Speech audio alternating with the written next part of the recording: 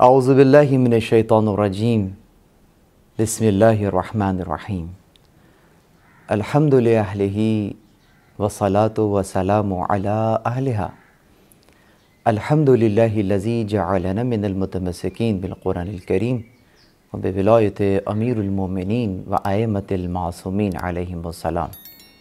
اما بعد، اسلامی ثقافت میں کچھ ظرف ہیں جو محترم ہوتے ہیں، اور جب ہم ظرف کی بات کرتے ہیں تو یقیناً ان کی دو اقسام ہوا کرتی ہیں. ظرف یا تو ظرف مکانی ہوتا ہے یا ظرف زمانی. ظرف مکانی یعنی کوئی جگہ محترم ہوتی ہے، اور ظرف زمانی یعنی کوئی زمانہ محترم ہوتا ہے. اگرچہ مخلوق ہونے کے ناطے تمام مخلوقات برابر ہیں اس اعتبار سے کہ ان کا خالق پروردگار ہے، اور ہر مخلوق اپنے ہونے میں اپنے خالق کی محتاج ہے. اس اعتبار سے اگر تمام موجودات پر نظر کریں تو سب کے سب فقیر نظر آتے ہیں پروردگار عالم کے حضور. یعنی مخلوق ہونے کے ناطے تمام مخلوقات برابر ہوں گی، چاہے چرند ہوں، پرند ہوں، نباتات ہوں، جمادات ہوں، یا ایون انسان ہوں. لیکن دیکھنا یہ ہے کہ اگر یہ تمام کے تمام مخلوقات اگرچہ مخلوق ہونے کے ناطے برابر ہیں، تو کیا آپس میں بھی یہ مراتب کے اعتبار سے بھی برابر ہوں گے، یا بعض کو بعض پر فضیلت ہوگی؟ تو ہم نے دیکھا کہ حیوانات کو نباتات پر فضیلت ہے، اس لیے کہ وہ صاحب ارادہ ہے، نقل و حرکت کرتا ہے. اور اسی اعتبار سے ہم نے دیکھا کہ ان تمام موجودات کے اندر انسان کو شرف عطا ہوا کہ وہ ان تمام مخلوقات سے برتر ہے. اب یہاں پر سوال یہی آ جاتا ہے کہ پھر تمام انسان برابر ہیں؟ تو جواب آئے گا نہیں.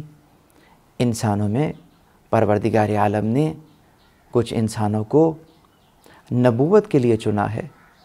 1,24,000 انبیاء مبعوث ہوئے، تو یقیناً یہ اور امتی برابر تو نہیں ہو سکتے.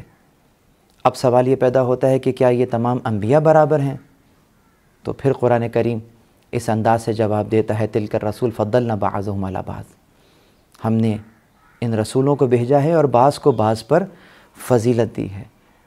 تو گویا انبیاء اور رسول بھی آپس میں برابر نہیں، بعض کو بعض پر فضیلت دی. تو اب ان تمام کے تمام انبیاء اور رسول میں جو با فضیلت ہیں، مثلا رسول جو قرار پائے وہ یقیناً انبیاء سے افضل ہیں. تو پھر تمام رسول برابر ہوئے؟ تو جواب پھر وہی آئے گا کہ ان تمام میں ہم نے 5 اولو العزم پیغمبران قرار دیے، تو یہ ان سے بھی افضل ہوں گے. تو اب یہ 5 کے 5 برابر ہو جائیں گے؟ جواب نہیں. ان میں جو خاتم ہیں وہ ابو الانبیاء ہیں، وہ خیر البشر ہیں.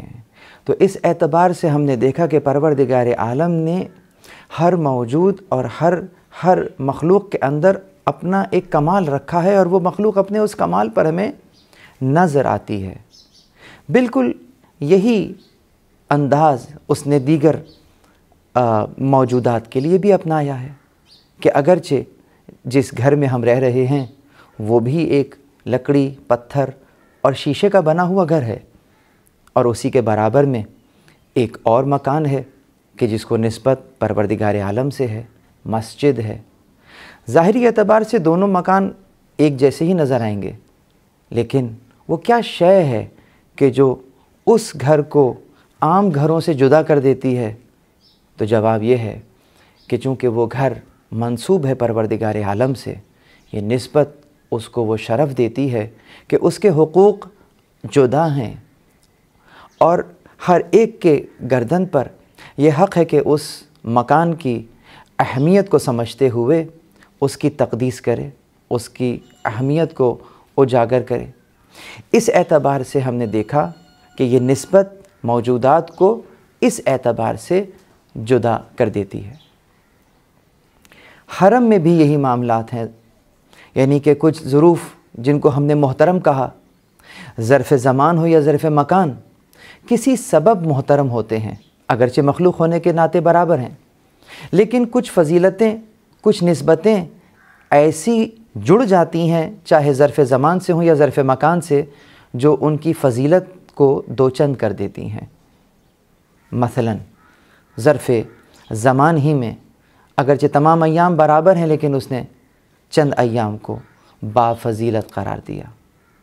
انہی ایام میں سے چند ماہ کو پروردگار عالم نے اس اعتبار سے محترم قرار دیا، اور ان محترم قرار دیے گئے اوقات میں سے ایک وقت، ایک مہینہ ماہ مبارکہ شعبان کا مہینہ ہے۔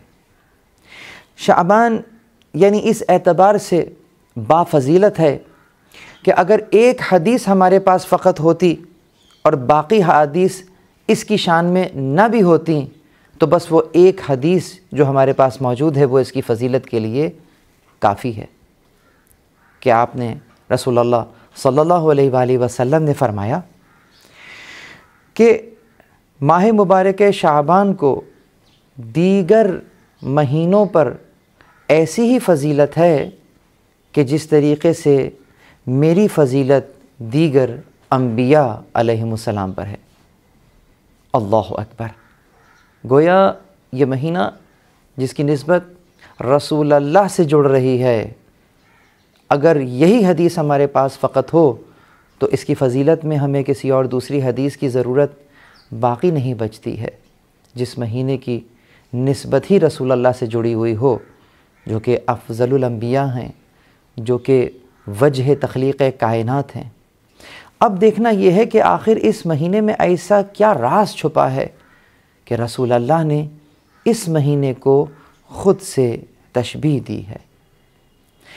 اس سے قبل کہ ہم موضوع کو مزید گہرائی میں لے کے جائیں، اس لفظ کے اصطلاحی اور خاص لغوی معنی کی طرف اشارہ کرتے ہیں۔ شعبان کا مہینہ تشعب، یعنی جو یہ اسم شعبان ہے یہ تشعب سے ہے۔ تشعب یعنی متفرق معنی رکھنے والا، پھیلنے والا، بہت سے معنی ہیں جو کہ اس لفظ کے کیے جا سکتے ہیں، لیکن یہاں میں اپنے سامعین کو ایک اصول بیان کرنا چاہوں گا کہ یاد رکھیے گا کہ اگر کبھی کسی لفظ کے متعدد معنی ہوں، ٹھیک ہے کہ ایک لفظ مختلف اوقات میں، مختلف معاملات میں مختلف انداز سے استعمال ہوتا ہے، لیکن جب ہم ان تمام معنی میں غور و غوض کرتے ہیں تو کوئی ایک شے ضرور ایسی ہوتی ہے جو ان تمام معنی میں مشترک ہوتی ہے۔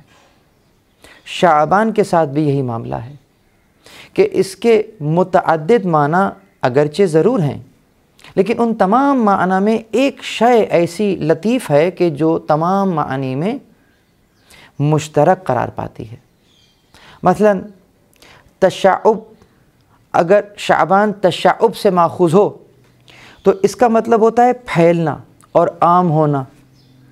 چونکہ اس ماہ میں خیر کثیر پھیل جاتا ہے، آپ ایک نیکی کرتے ہیں، نامہ اعمال میں 70 کے برابر لکھی جا رہی ہوتی ہے، کوئی خیر عمل انجام دیتے ہیں، پروردگار عالم کی بارگاہ میں بڑھ کر لکھا جا رہا ہوتا ہے، تو اس نسبت سے اس مہینے کو شعبان کہا۔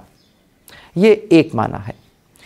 دوسرا معنی بہت ہی لطیف کیا گیا کہ وہ خود لفظ شعبان میں چھپا ہوا ہے، یعنی شعبان میں چھپا ہوا یہ حروف جسے آپ شین، عین، بے، الف اور نون سے یاد کرتے ہیں۔ شین کا اشارہ شرف کی طرف ہے، عین اوج کی طرف لے جاتا ہے، با سے مراد بر ہے، یعنی وہ اہم اور خاص نیکی جو متوجہ ہو کر کی جائے اسے بر کہتے ہیں۔ الف سے مراد الفت ہے اور نون کا حرف نور کی طرف اشارہ کرتا ہے۔ ان تمام مفاہیم کو جب یکجا کیا جاتا ہے ایک کلمے میں تو کلمہ شعبان بنتا ہے۔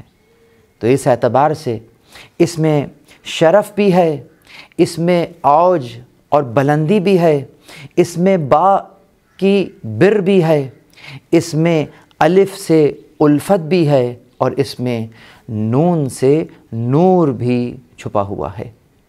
بس اب دیکھنا یہ ہے کہ ہم نے کس طریقے سے اپنے ظرف کو آمادہ کرنا ہے کہ ان معانی اور مفاہیم کے سمندر کو اپنے نفس میں جذب کر سکیں۔ اسی موضوع کو آگے بڑھاتے ہوئے ایک اور معنی آپ کے سامنے کرنا چاہیں گے، اور وہ اس اعتبار سے کہ شعبان شعب سے بھی ہے، اور اس کا ایک معنی پہاڑی کا لیا جاتا ہے۔ یعنی کہ وہ آپ نے دیکھا ہوگا کہ پہاڑی پر ایک راستہ بن جاتا ہے کہ جس کے اوپر چلتے چلتے انسان پہاڑی کی چوٹی پر پہنچ جاتا ہے، تو اس راستے کو یا اس پہاڑی کو جس میں یوں راہداری سی یا راستہ بنا ہو شعب کہتے ہیں۔ اور اب اگر آپ غور کریں تو ایسے راستے پر چلنے والا شخص ہر قدم اٹھاتا ہے اور ہر قدم اسے بلندی پر لے جاتا ہے۔ ایک چلنا سطح زمین پر ہوتا ہے اور ایک چلنا پہاڑ پر یا پہاڑی پر چلنا ہوتا ہے۔ پہاڑی پر چلنے میں اور زمین پر چلنے میں فرق یہی ہے کہ پہاڑی پر اٹھتا ہوا ہر قدم آپ کو بلند سے بلند تر کر رہا ہوتا ہے۔ اسی معاملے میں شعبان کو شعبان کہہ دیا کہ اس ماہ میں اگر ہم متوجہ ہوں ان نعمتوں اور کرامتوں اور فضیلتوں کی طرف، تو ہمارا بڑھتا ہوا ہر قدم، ہماری کھنچتی ہوئی ہر سانس ہمیں بلندی کی طرف لے جاتی ہے۔ اس معاملے میں بھی شعبان کو شعبان کہا گیا۔ شعبان کے ایک اور معنی جمع کرنے کے بھی ہیں، یعنی یہ وہ مہینہ ہے کہ جس میں پروردگار عالم نے بہت سی فضیلتوں اور نعمتوں کو ایک انداز سے ہمارے لیے جمع کر دیا ہے۔ تو یہ جمع کرنا بھی شعب کا معنی دیتا ہے۔ اس اعتبار سے شعبان کو شعبان کہا گیا۔ ماہ شعبان کا نام اس لیے بھی شعبان رکھا گیا، اور یہ وہ معنی ہے کہ جو کہ ہمارے موضوع سے بہت قریب ترین معنی ہے، اور وہ ہے کہ شعب کا ایک معنی شاخ کے بھی ہوتا ہے، اور شاخ دو معنی میں یہاں استعمال ہوا۔ ایک معنی کہ جس طریقے سے کوئی درخت پھلتا پھولتا ہے تو اس کی شاخیں نمودار ہوتی ہیں، شاخیں پھیلتی رہتی ہیں، شاخوں پر پھل لگتے رہتے ہیں اور درخت ہرا بھرا رہتا ہے۔ تو اس مہینے میں بالکل اسی انداز سے جو عمل کیا جا رہا ہے وہ شاخ در شاخ پھیلتا ہوا ہمیں نظر آتا ہے۔ تو اس ماہ کو شعبان اس معاملے میں بھی کہہ دیا گیا کہ تم جو عمل اس ماہ میں انجام دو گے وہ عمل شاخ در شاخ پھیلتا ہوا ہمیں نظر آئے گا۔ یہ اگرچہ عام معنی ہے، اور اب آخر میں وہ خاص معنی کر رہا ہوں کہ جس کے باب میں ہمارے پاس ایک بہت طویل حدیث موجود ہے۔ پروردگار عالم نے اس ماہ میں یہ برکت رکھی ہے کہ رسول اللہ صلی اللہ علیہ وآلہ وسلم ارشاد فرماتے ہیں کہ جب پہلی شعبان کا چاند نمودار ہوتا ہے تو خدا بند عالم جنت کے دروازوں کو کھل جانے کا حکم دیتا ہے، اور وہ کھل جاتے ہیں، اور طوبہ کے درخت کو امر کرتا ہے کہ دنیا کے نزدیک اپنی شاخوں کو لے جاؤ۔ اس وقت اللہ تعالیٰ کی طرف سے منادی ندا کرتا ہے کہ اے اللہ کے بندو، یہ طوبہ درخت کی شاخیں ہیں، ان سے لپٹ جاؤ، تمہیں جنت کی طرف بلند کریں گی۔ اور یہ دوسرے انداز سے ایک دوسری شاخ بھی ہے کہ جو کہ پروردگار عالم کے اذن سے پھیل چکی اور یہیں کہیں آس پاس موجود ہے۔ اب اللہ کے رسول نے اگر کہہ دیا ہے کہ وہ شاخیں اتنا پھیل گئی ہیں کہ تمہاری دہلیز تک آ گئی، تو بس سمجھیے دو انداز کی شاخیں ہیں جو ہماری دہلیز تک آ چکی ہیں۔ اختیار ہمارا ہے کہ ہم کس شاخ سے لپٹ جائیں۔ ایک شاخ تو وہی ہے جس کا بیان کیا گیا، جو کہ شجر طوبہ کی شاخ ہے۔ یہ وہ درخت ہے کہ جس کا اصل جنت میں ہے، اور شاخ بہتر جانتی ہے کہ جو اس شاخوں سے لپٹ چکا ہے اسے کہاں لے کر جانا ہے۔ جو دوسرا درخت ہے جس کی شاخ بھی ہمارے ارد گرد موجود ہے، وہ شجر زقوم ہے۔ یہ جہنم کا درخت ہے، اس کی شاخ بھی پھیل چکی ہے۔ اب دیکھنا یہ ہے کہ ہم ایسا کون سا عمل انجام دیتے ہیں کہ جس کے نتیجے میں ہمارے حصے میں طوبہ کی شاخ آتی ہے یا خدا نخواستہ زقوم کی شاخ آتی ہے۔ اگر کوئی ہمسائے سے بھلائی کرے، اگر کوئی اپنے عزیز اور اقربا کے حقوق کو ادا کرے، تو رسول اللہ فرماتے ہیں ایسا ہی ہے کہ وہ طوبہ کی شاخوں سے لپٹ گیا۔ جو اس مہینے میں صدقہ دے رہا ہے وہ بھی ایسا ہی ہے کہ وہ طوبہ کی شاخوں سے لٹک گیا۔ جو شخص اس مہینے میں کوئی بھی نیکی انجام دیتا ہے تو وہ طوبہ کی شاخوں سے لٹک جاتا ہے، اور اگر کوئی بھی شخص کسی بھی انداز کی کوئی برائی کرتا ہے تو وہ زقوم کی شاخ سے لٹک جاتا ہے۔ جتنی شاخوں سے یہ لپٹا ہوا ہوتا ہے اتنی ہی مضبوطی آتی رہتی ہے۔ اب دیکھنا یہ ہے کہ عمل خیر کی طرف ہم متوجہ ہیں یا خدا نخواستہ عمل بد کی طرف۔ یہ جو دو شاخیں یا دو قسم کی شاخیں ہمارے ارد گرد موجود ہیں، یہیں سے نکلا ہے شعب، یعنی شاخ در شاخ۔ یعنی اس ماہ کے اندر گویا یہ فیصلہ ہو رہا ہے کہ کون کس شاخ سے لپٹا ہوا ہے۔ وہ مومنین جو شجر طوبہ کی شاخوں سے لٹکے ہوئے ہیں اور لپٹے ہوئے ہیں، یقیناً ان کی عاقبت جنت ہے، اور وہ کہ جو خدا نخواستہ زقوم کی شاخ سے لپٹ گئے ہیں ان کی عاقبت جہنم ہے۔ تو اس مہینے میں اس اعتبار سے تمام فضیلتیں سمیٹ کر ہماری دہلیز پر آ چکی ہیں۔ بس فیصلہ اتنا ہمیں کرنا ہے کہ ہم نے کس شاخ سے لپٹنا ہے۔ یہ کچھ رموز ہیں جو کہ اس ماہ کے اندر چھپے ہوئے ہیں۔ پروردگار عالم سے دعا ہے کہ ہمیں اس ماہ مبارک شعبان کی ان فضیلتوں کو سمیٹنے کی توفیق عنایت فرمائے، اور وہ فصل کہ جس کی آبیاری ہم نے اس ماہ میں کرنی ہے، پروردگار ہمیں یہ توفیق دے کہ ہم اس کی بہترین طریقے سے آبیاری کریں، تاکہ آئندہ آنے والے ماہ میں ہم اس کھیتی کی فصل کو استعمال کر سکیں۔